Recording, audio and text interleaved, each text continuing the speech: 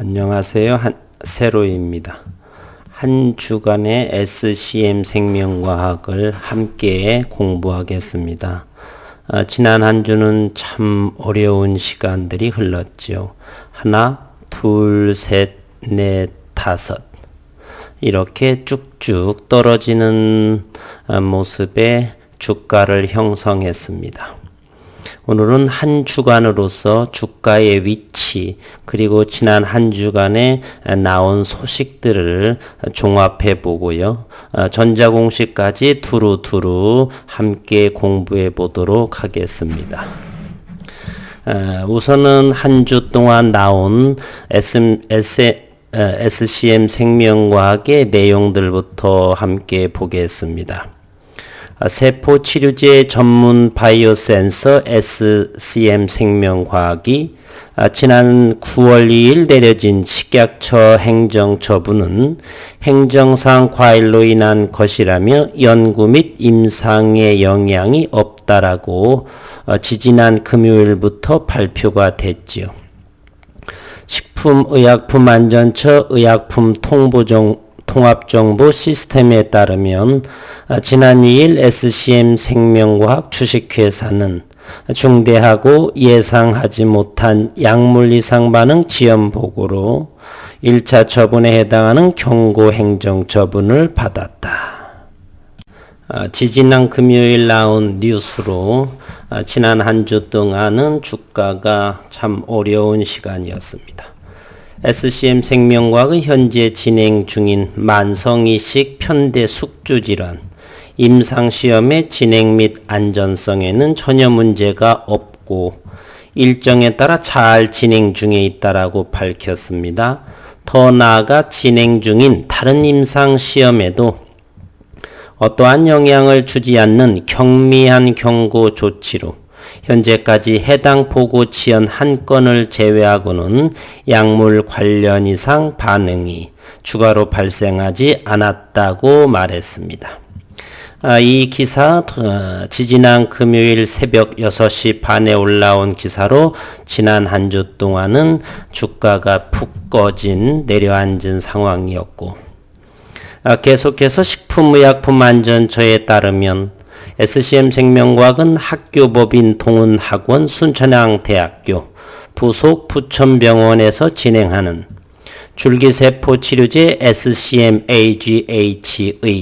코로나19 환자에 대한 치료 목적 사용 승인을 7일 받았다. 회사는 앞서 지난 4월 24일 인하대학교 의과대학 부속병원에서 동일한 내용으로 치료 목적 사용 승인을 받은 바 있고 이번 두 번째로 순천향대학병원에서 진행하기로 돼 있다. 그래서 9월 7일자에 나왔고요.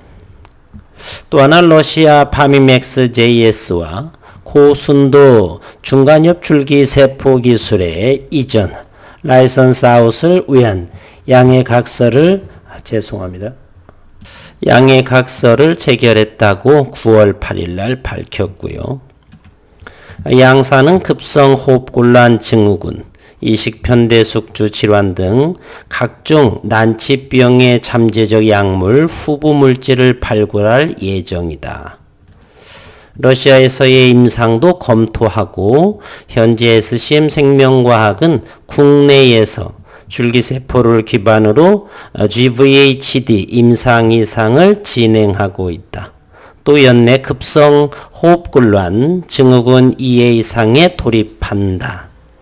인간 이자라제 파미맥스 JSC 부사장은 현지에서 수집한 줄기세포를 분석해 세포치료 생산에 활용하겠다.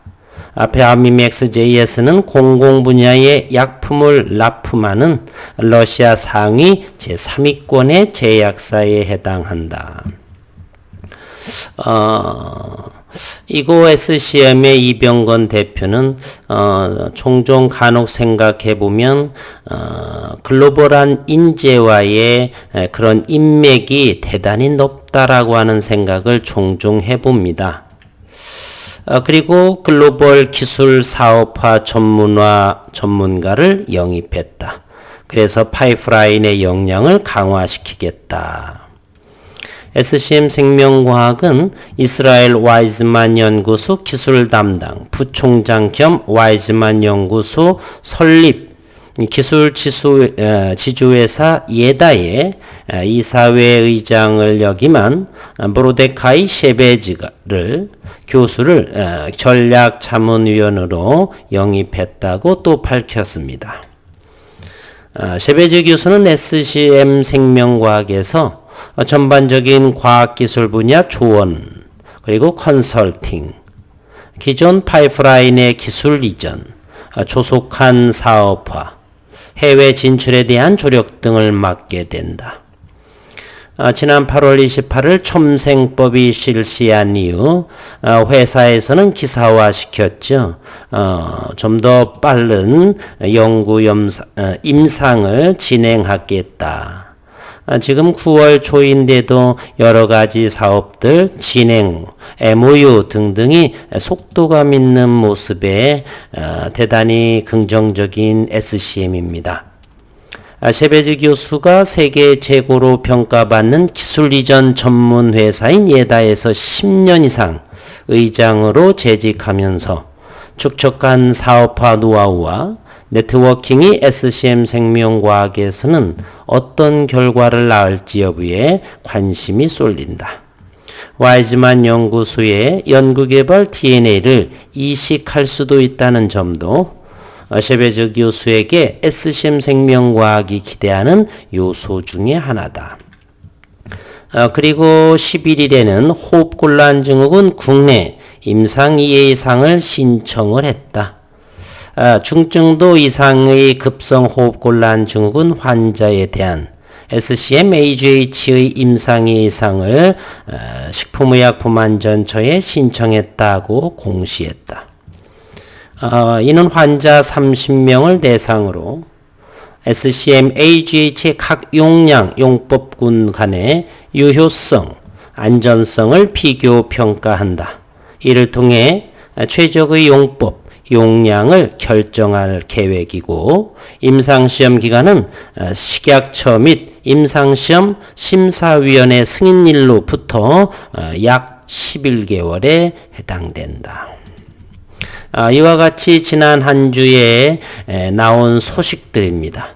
대단히 많은 일들이 벌어져 있고요.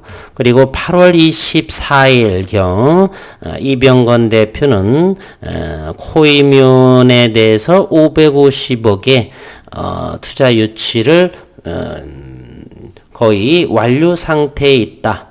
코로나로 인해서 좀 늦춰지는 경향은 있지만 좀 조속히 9월 중이나 늦어도 10월 중 그렇게 주주분들은 기대하고 있습니다. 참고하시고요. 이제 기술적인 주가 위치의 내용들을 주린이 분들과 함께 천천히 들여다보도록 하겠습니다. 요 빨간 선이 주가 이동 평균선인 21선이고요. 요 까만 선이 5일선인데요. 보통 처음 기술적 분석을 할 때는 주식이라고 하는 것은 최소 5일선의 횡보나 5일선에 이렇게 흘러내리다가 톨린 위치는 단기적으로 주가가 상승의 모습을 보인다. 이렇게 공부를 시작하지요. 그리고 3일 동안 대략 31,000원대 여기를 하방 경직으로 하고 이것이 거래량 보조 지표입니다. 거래량은 여기 많이 좀 나왔죠. 그리고 여기 지난 금요일 날에 파란 거래량 많이 나왔고 그 다음에 여기 빨간 거래량 나왔고 하방 경직으로 대략 31,000원, 32,000원 정도에서는 지지받고 있는 모습. 그리고 이와 같은 요선들이 보조지표라고 하는 것입니다. 이것이 바닥에 있을 때는 주가가 바닥권이다. 그렇게 이해를 하죠. 이렇게 파란 물웅덩이처럼 되어 있는 것. 그리고 어떤 사람들은 이 파란 물웅덩이를 물동네, 이렇게 빨간색의 이렇게 고점에 있는 모습을 달동네라고 합니다. 달동네는 주가의 고점을 가리키고요. 파란 물동네는 주가 바닥을 형성한다. 이렇게 기술적 분석을 할 때 말하곤 하지요. 그렇다면 전부 다 두 개의 보조지표라고 하는 것이 바닥권에서 또한 이 빨간색 화살표가 있네요. 이것은 이 선들의 교차점으로 인해 가지고 매수해도 돼라고 하는 작은 알림 신호에 해당하는 것입니다. 참고사항이고요. 그러면 왜 이런 일이 생겼는가 하면은요, 기업의 가치는 훼손이 전혀 없고, 어떠한 이유로 인해서 주가가 하락을 했으니, 이제는 매도하는 사람이 적을 것이고, 매수하는 경향이 점점 늘어나기 때문에 이와 같은 모습들이 바닥권에서 나타나는 것이지요. 그리고 한 주가 지났으니까 주봉의 위치도 한번 보겠습니다. 지난 요것은 하나의 요 캔들이 일주일이기 때문에 4주, 한 달 동안의 주가의 조정을 받았습니다. 그리고 현재 요 일봉상에서 보게 되면 잠시만요. 요거의 기술적 분석은 이렇게 키움증권이 훨씬 낫습니다. 그래서 이것으로 한번 다시 볼게요. 여기가 주봉의 모습입니다. 캔들이 몇 개 되지가 않죠. 왜냐면 상장된 지 얼마 안 됐고, 그래서 이 캔들 하나가 일주일짜리이기 때문에, 그러면 지금의 이 주봉의 위치는요, 여기 요렇게 주봉의 위치 요거는요, 처음 상장할 때의 주봉의 가격보다는 위쪽에 해당된다는 사실입니다.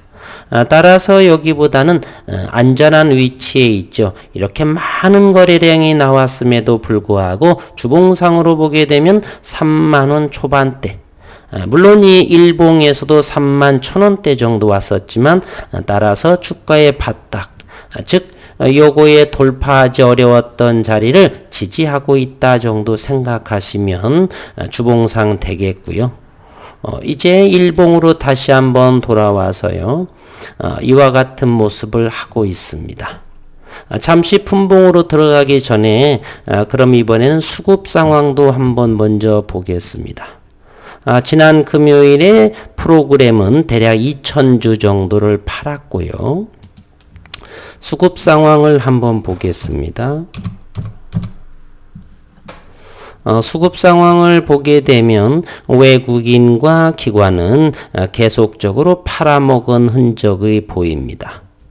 연기금도 지난 9월 9일에 팔았고요. 그리고 지지난 금요일에는 많은 물량이 기관에서 나왔죠. 21만 8천주, 5만 8천주. 이곳은 어디에서 나왔는가 하면은 이렇게 사모펀드 쪽에서 나왔습니다. 그러면 이 사모펀드가 어떤 물량이냐라고 한다면요. 전자공시를 SCM생명과학의 전자공시를 잠시 들여다보겠습니다. 이것이 SCM생명과학이고요. 이렇게 여기에 전자공시, 금감원 전자공시를 들어가 보면 어떤 모습을 보이게 됐냐면 9월 10일 한국투자파트너스 해가지고 여기에 주식 등의 대량 보유 상황 보고서라는 것에 공시가 되어 있습니다. 어떤 내용인지를 한번 들여다보겠습니다. 이것을 보게 되면요. 상황 보고서라는 것이 있습니다. 주식 등의 대량 보유 상황 보고서. 보고서 작성 기준일은 9월 10일이고요. 그 다음에 이거를 보게 되면 직전 보고서 어디인가요? 보고 특례 적용 전문 투자자 구분 국가 지방자치단체 한국은행 이렇게 되어 있고요. 그리고 보유 목적은 단순 투자 목적으로 가지고 있다. 직전에는 8월 93만 4천 주인데요. 8.48 보유 비율. 그런데 이렇게 78만 4,946주로 줄어들었죠. 보유 지분은 6.62%. 좀 더 다른 걸 한번 볼게요. 이렇게 내려가 보면은요. 여기에 나와 있네요.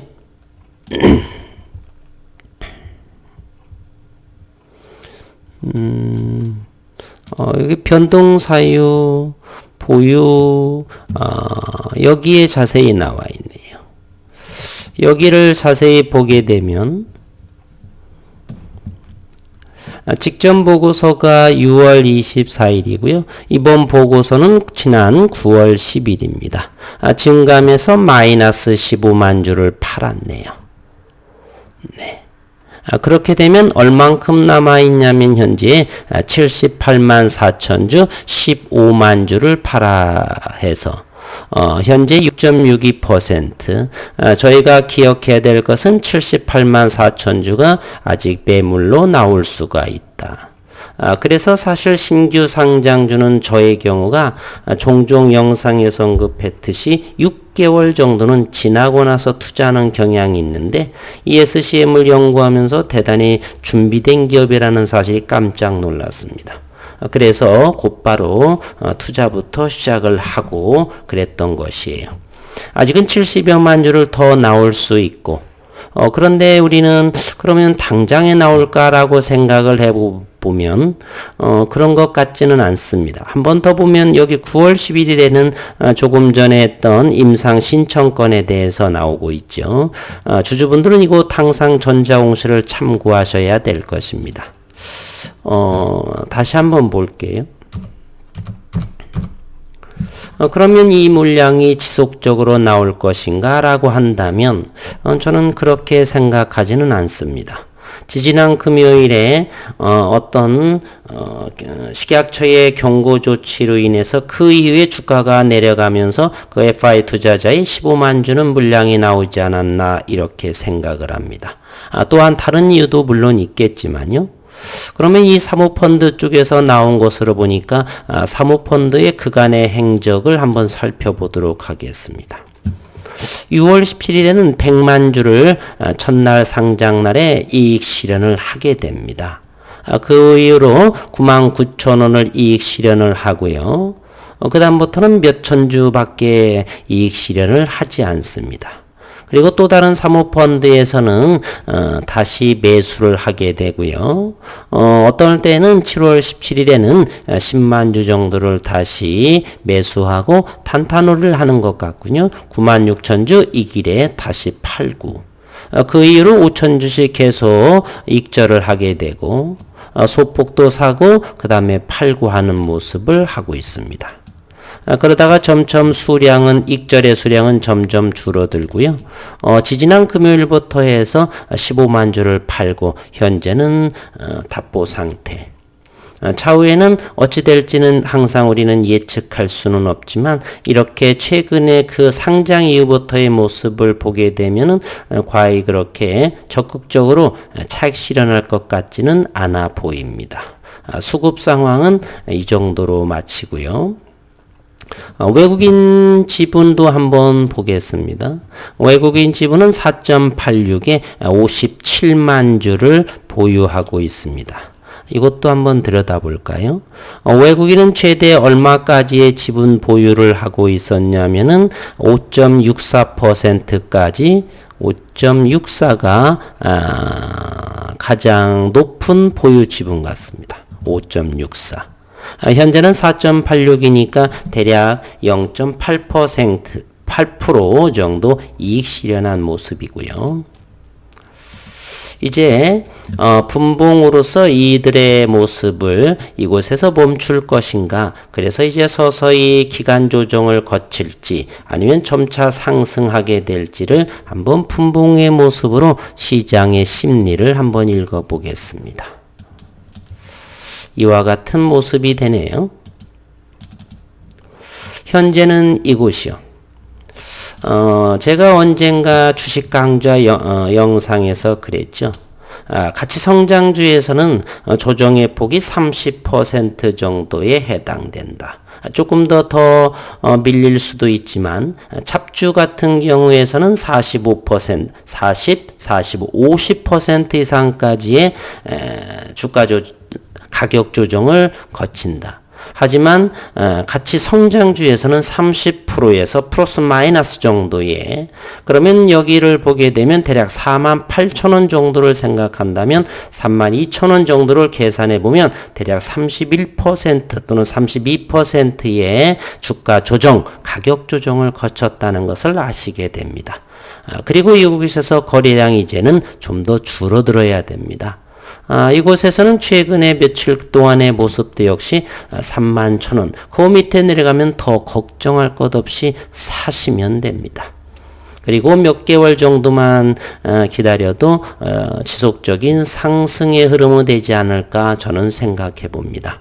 기업 연구를 하시다 보면은 많이 준비된 기업임을 알 수 있습니다. 이병건 대표를 잠시 예를 든다면 이병건 대표는 56년생이죠. 제넥신의 회장과 56년 같은 나이이십니다.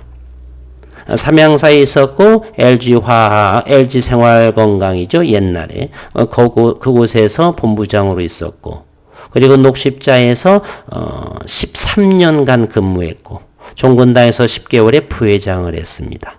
나이가 들어서 비상장인 회사 SCM에 왜 왔을까요? 중견 이상의 그곳에서 대표이사와 부회장까지 역임하신 분이 왜 비상장 회사인 이곳 SCM의 대표이사로 왔을까요? 잠시 생각해 볼 일이고요. 어쨌거나 저는 여기에서 가격 조정이나 이렇게 하방 경직의 모습, 지속적으로 33,500원 정도 이하라고 한다면 충분히 가격을 저가다, 저는 이렇게 생각을 합니다. 이와 같은 모습을 하고요. 이제 여기가 횡보했던 48,000원대 언제 정도가 이렇게 돌파할지는 우리는 기다려보면 될 것 같습니다. 너무 조급하게 성급하게 이렇게 호가창을 들여다보며 마음 졸이며 기다리기보다는 좀 더 여유롭게 기다리시는 것이 좋을 것 같습니다. 이상 한 주간의 SCM 생명과 영상을 마치고요.